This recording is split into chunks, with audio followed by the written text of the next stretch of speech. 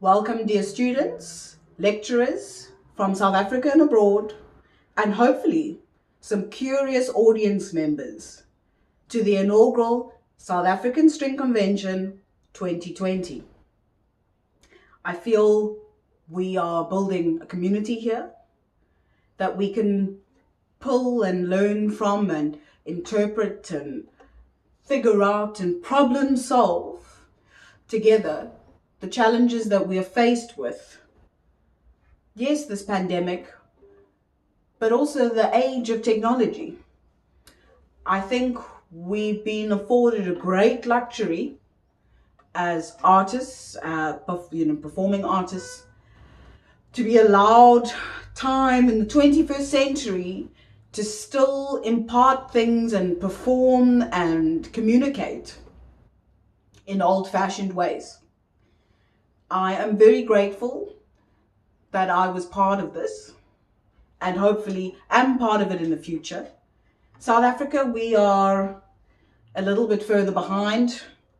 We really patiently and most importantly, optimistically, wait for the day where our halls can reopen and we can again be as close to you as I am to this camera right now. I think it takes a village to raise a child, that we know. But in this sense, it takes a village to raise a string player. Herein, you have created such a village, and I really could not be more honored or privileged to be a part of this. I think this is incredibly exciting. I know we've had many challenges and many scary moments these last few months for students and for lecturers and for performing artists.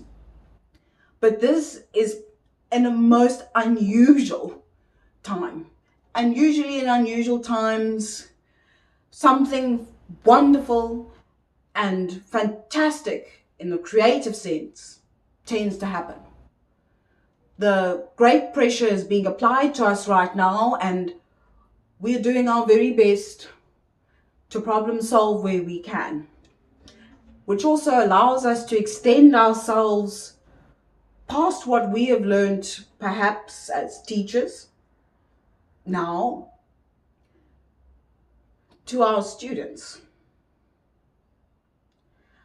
I wanted to come and speak to you today about the non-tactile issues and imparting of knowledge in this era. This is a topic that's really fascinated me over the last few months, and I've had an extensive time to think about it. And I feel that we've overestimated how we've received our knowledge for so many years. What I mean by that is we assume we were, as children or as teenagers, even into early adulthood, we were advised by our dear teachers and colleagues, peers, etc., on the approach of this instrument, in the sense that if something was raised or something was tense, it was a tactile approach. You know, they would say, put it down, correct this, etc. And now that that's completely been taken away from us, we're slowly getting back into it, but we have to realize that sometimes some things don't go back to normal, and we have to be flexible. And we are very lucky that we are musicians who are very flexible people by nature.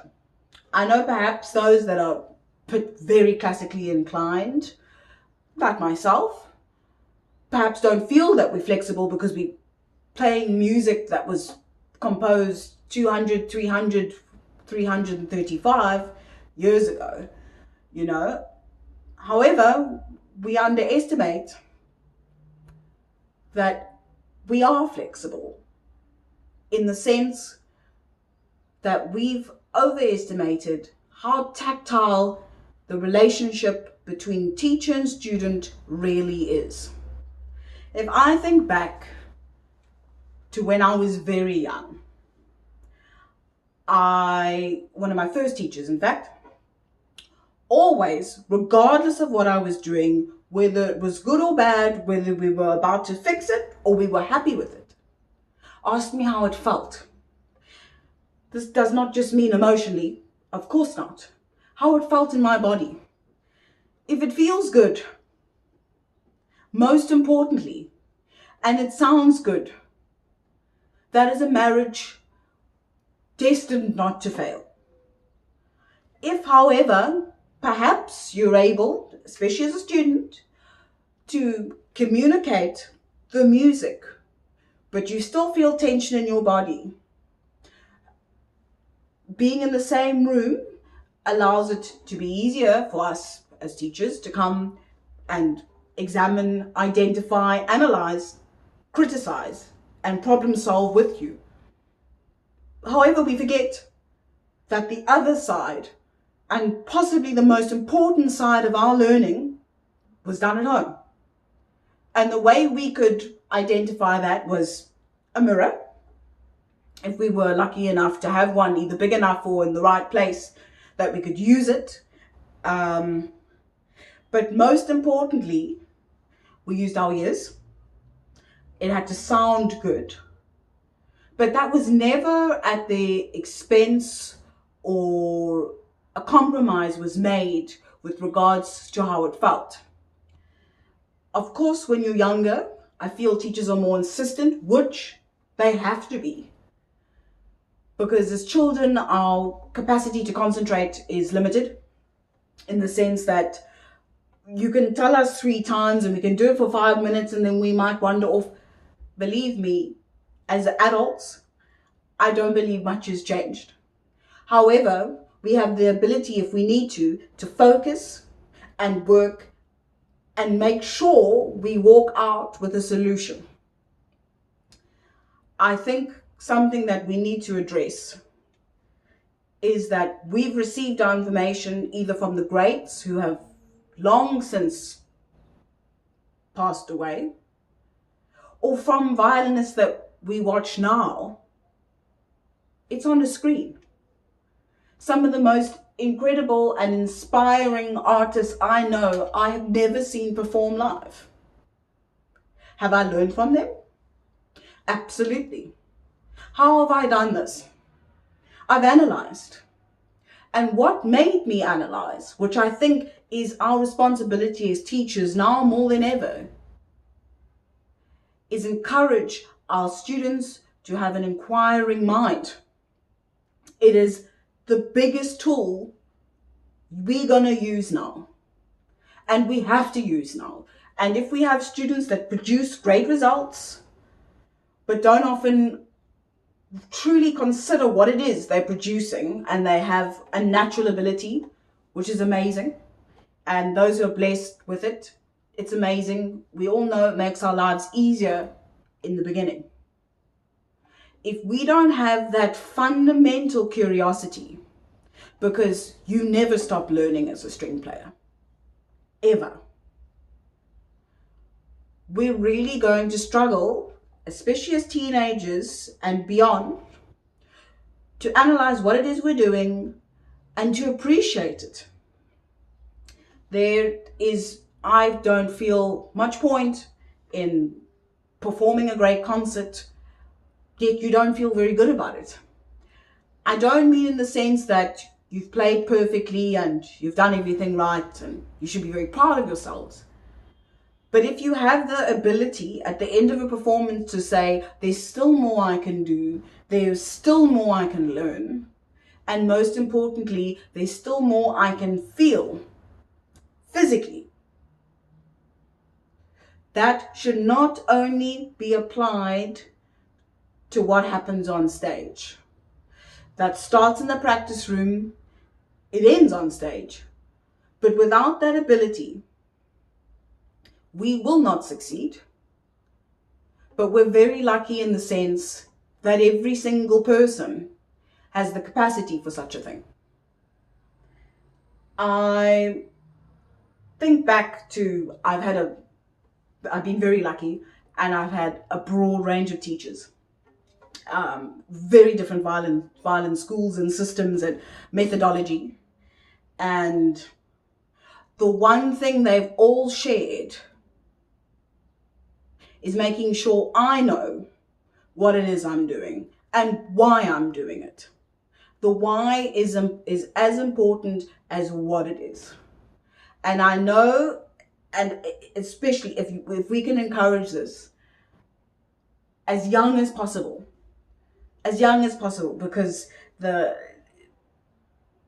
young mind is so very palpable and incredible. And it works at some lightning speed sometimes. I've certainly felt I've got slower over the years.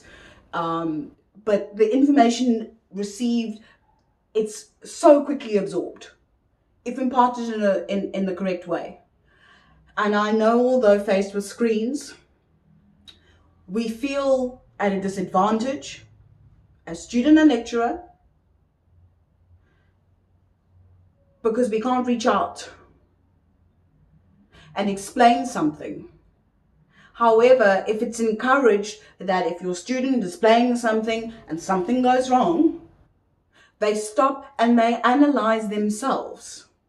We as teachers, we're educated in the sense that we can tell you what's wrong. And that's the foundation of good teaching, is if you don't know, go and examine yourself. I've only found this out by examining what I do, because imparting knowledge that we are not fluent with ourselves is very difficult for our students to grasp.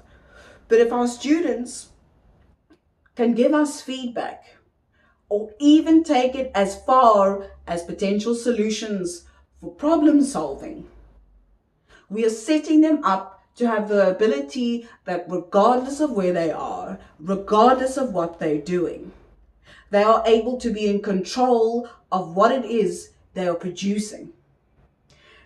Theory versus practice is a very different concept.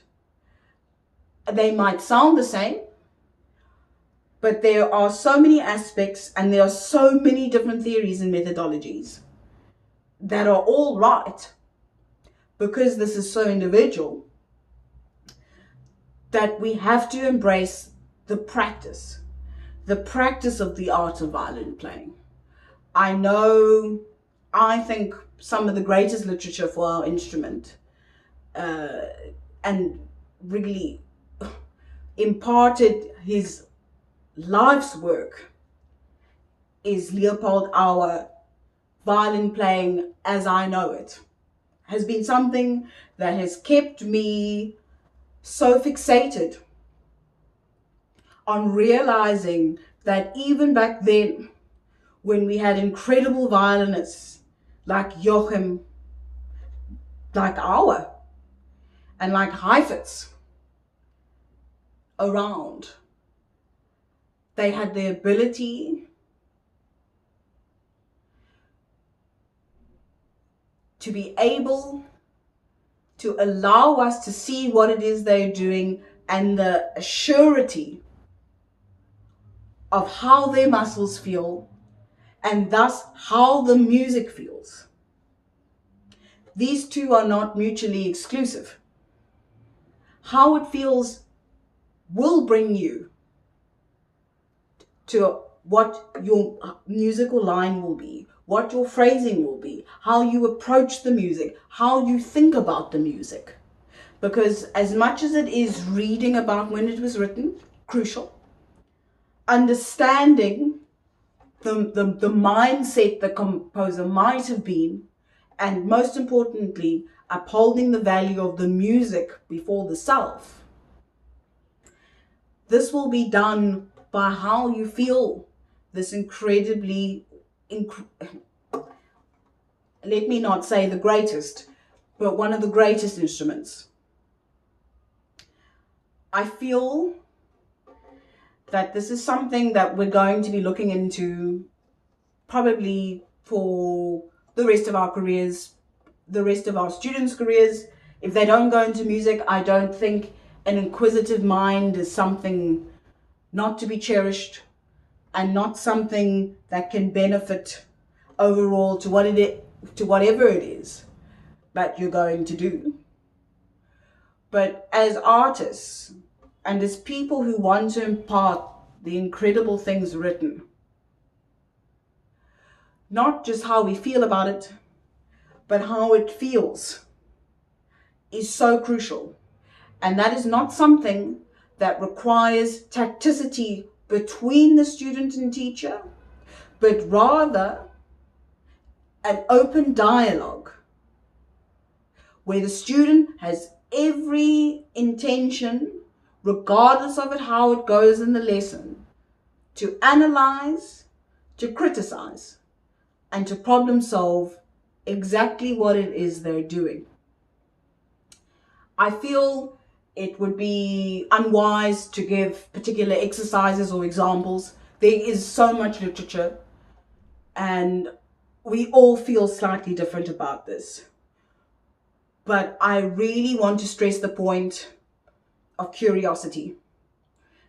And if that curiosity never dies, you might get to my age where you still feel you're learning from the beginning, which I think is really magical, because there are a lot of aspects of lots of things in life. You learn it and you know it.